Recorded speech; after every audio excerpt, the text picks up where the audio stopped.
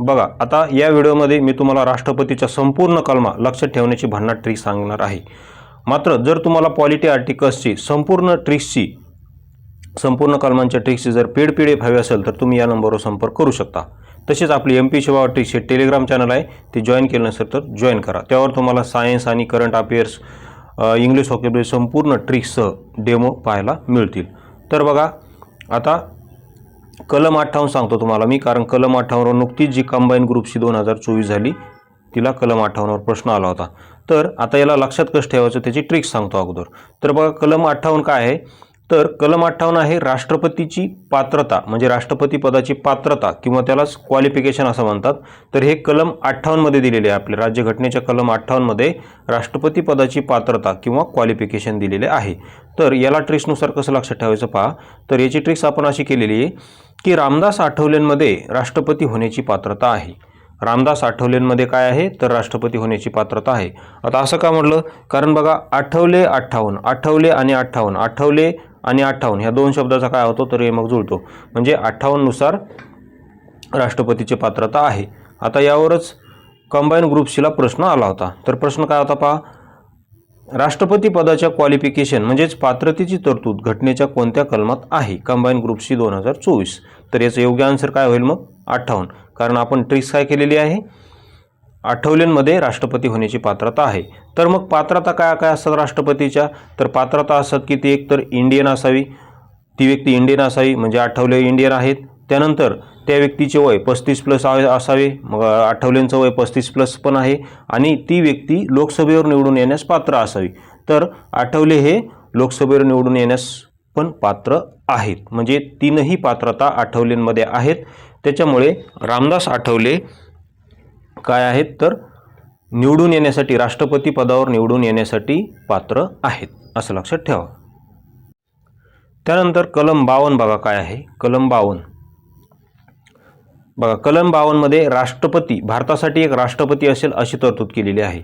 कलम 52 मध्ये भारतासाठी एक राष्ट्रपती असेल, म्हणजे राष्ट्रपती संबंधित तरतुदी आहेत कलम 52 मध्ये. ओके, 52 नुसार भारतासाठी एक राष्ट्रपती असेल अशी तरतूद केलेली आहे. तर याला ट्रिक्सनुसार कसं लक्षात ठेवायचं की 52 नुसार भारतासाठी एक ब्राह्मण समाजाचा व्यक्ती राष्ट्रपती असेल असं आपण म्हणू. 52 नुसार भारतासाठी एक ब्राह्मण समाजाची व्यक्ती राष्ट्रपती असेल असं आपण म्हणू, कारण 52 ब्राह्मण, 52 ब्राह्मण, 52 ब्राह्मण या दोन शब्दात काय होतो, तर या दोन शब्दाच यमक जुळतो, म्हणून तुम्ही तसं लक्षात ठेवा. त्यानंतर कलम 57 काय आहे बघा, तर कलम 57 आहे राष्ट्रपती परत कितीही वेळेस निवडणूक लढवू शकतात. बघा, अमेरिकेमध्ये असं नाही. अमेरिकेत काय होतं की राष्ट्रपती फक्त त्यांच्या आयुष्यात 2च वेळेस निवडणूक लढवू शकतात. मात्र भारतात तसं नाही आहे. भारतीय राष्ट्रपती एकदा निवडणूक लढवली की परत ते किती वेळेस निवडणूक लढवू शकतात, त्यांना असं काही बंधन नाही आहे. मग याला ट्रिक्सनुसार कसं लक्षात ठेवायचं, 57 मध्ये बघा शेवटी 7 दिसतं तुम्हाला, 57 मध्ये शेवटी 7 आहे. ते 7ला घेऊन भारतीय स्त्रिया काय म्हणतात की मला 7 जन्म आणि जन्मजन्म एकच पती पाहिजे. भारतीय स्त्रिया ज्यावेळेस वडाला अशा 7 फेऱ्या मारतात दरवर्षी वट पौर्णिमेला, त्यावेळेस त्या म्हणतात की मला 7 जन्म आणि जन्मजन्म एकच पती पाहिजे. म्हणून 57 मध्ये शेवटी 7 आहे, तुम्ही ते तसं लक्षात ठेवू शकता.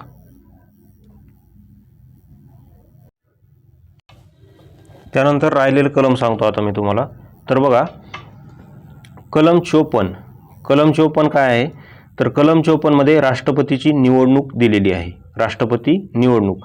आणि कलम 55 मध्ये राष्ट्रपती निवडणुकीची पद्धत दिलेली आहे बघा, निवडणूक पद्धत. तर बघा, हे बघा, हे 55 इज इक्वल टू पद्धत असं लक्षात ठेवा, पद्धत, कारण दोन्ही शब्द प ने सुरू होतात. 55 इज इक्वल टू पद्धत, कारण 54 मध्ये फक्त राष्ट्रपती निवडणूक असं दिलेलं आहे, निवडणूक, राष्ट्रपती निवडणूक. पण 55 मध्ये राष्ट्रपती निवडण्याची पद्धत दिलेली असं लक्षात ठेवा.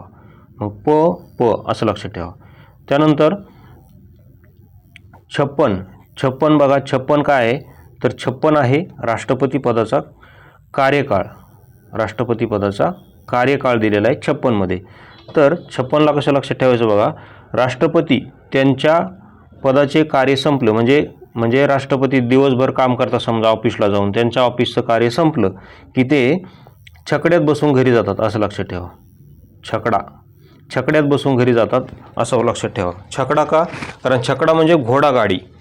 तर जे जुने राष्ट्रपती होते, आपलं जे पहिले राष्ट्रपती होते आपले एकदम राजेंद्र प्रसाद, तर ते घोडागाडीत घरी जात होते, म्हणजे छकड्यात घरी जात होते, असं लक्षात ठेवा तुम्ही 56 नुसार. मग छकडा का? कारण 56 आणि छकडा, हे बघा 56 आणि छकडा दोन्ही शब्दाची सुरुवात छे ने होते, 56 आणि छकडा. तर असं तुम्ही लक्षात ठेवू शकता. त्यानंतर काय आहे? त्यानंतर काय राहिलं? 59. 59 आणि 60. तर बघा 60 मध्ये राष्ट्रपतीची शपथ दिलेली, तर शपथला इंग्लिशमध्ये काय म्हणतात? ओथ. ओथ म्हणजे शपथ. ओके.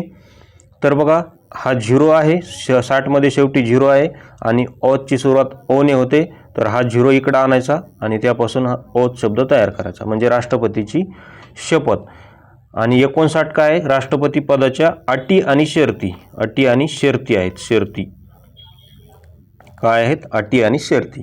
तर याला कसं लक्षात ठेवायचं? 59ला बघा जास्त 59वर प्रश्न विचारतच नाहीत. प्रश्न कशावर विचारतात? 52वर, 58वर, 60वर अशावर प्रश्न विचारतात. 58 तर आपण लेटेस्ट पाहिलेलं आहे. तर 60 लक्षात ठेवा ओथ. आणि कोण देतं त्यांना शपथ? तर सरन्यायाधीश देतात. बघा भारताचे सरन्यायाधीश त्यांना शपथ देतात. ओके.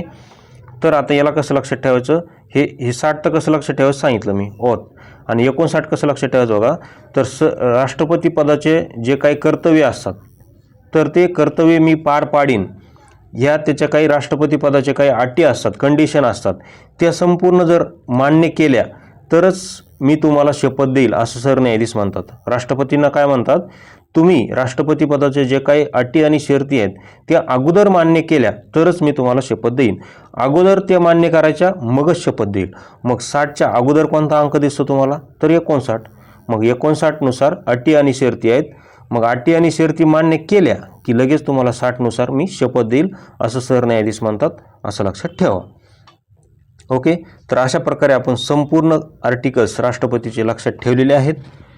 कसं असतं बघा, काय भरपूर तुम्हाला इतर तुम्ही ट्रिक्स पाहिले असेल, तिथं तुम्हाला असं क्रमानं सांगतात एक सेंटेन्स, तर ते सेंटेन्स काय कामाचं नसतं बघा. ते सेंटेन्सनं परीक्षामध्ये वाट लागते.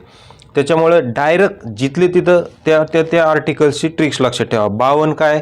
52 बघा. 52 भारतासाठी एक ब्राह्मण समाजाचा राष्ट्रपती असेल, लगेच 52 नुसार 52 म्हणलं की भारतासाठी एक ब्राह्मण समाजाचा राष्ट्रपती असेल. 53 काय? राष्ट्रपतीचे कार्यकाळ वगैरे, म्हणजे जे भारताचे कार्यकारी अधिकार आहेत ते राष्ट्रपतीच्या नावाने चालतात. 54 आणि 55 काय पाहिलं आपण? 54 आणि 55. 54 मध्ये राष्ट्रपतीची निवडणूक आहे आणि 55 मध्ये पद्धत आहे. मग 55 = पद्धत, हे दोन्ही शब्द पने सुरुवात होते, असं लक्षात ठेवा. त्यानंतर 56 आपण काय पाहिलं होतं? राष्ट्रपतीचा पदाचा कार्यकाळ. तर ट्रिक्स काय पाहिली आपण? राष्ट्रपती ज्यावेळेस त्यांचा ऑफिसचं कार्य संपतं त्यावेळेस ते लगेच छकड्यात बसून घरी जातात, म्हणजे 56 छकडा असं लक्षात ठेवा, म्हणजे त्यांचा कार्यकाळ. त्यानंतर 57 पाहिलं होतं आपण बघा. 57 काय आहे?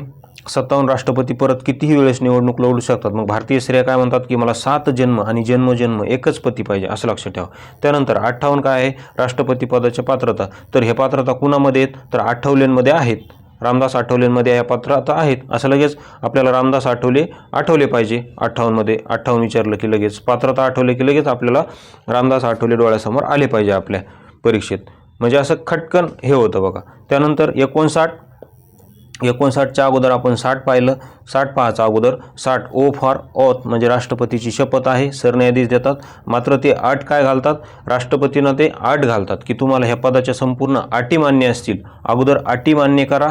म्हणजे 60च्या अगोदर काय येतं? मग 59 अगोदर अटी मान्य करा तरच मी तुम्हाला शपथ देईल. झालं की नाही 1 मिनिटात? एकदा तुम्ही अशा ट्रिक्स इमॅजिन करायच्या, नुसतं इमॅजिनच होतं. आपली एकदम अशी खतरनाक आपण PDF बनवलेली आहे, एकदम असं इमॅजिनच होऊन जातं, टेन्शनच घ्यायचं काम नाही. ही PDF पाहिजे असेल तर त्या नंबरवर तुम्ही 84 21 90 83 84 या नंबरवर संपर्क करू शकता. व्हिडिओ पाहिल्याबद्दल धन्यवाद.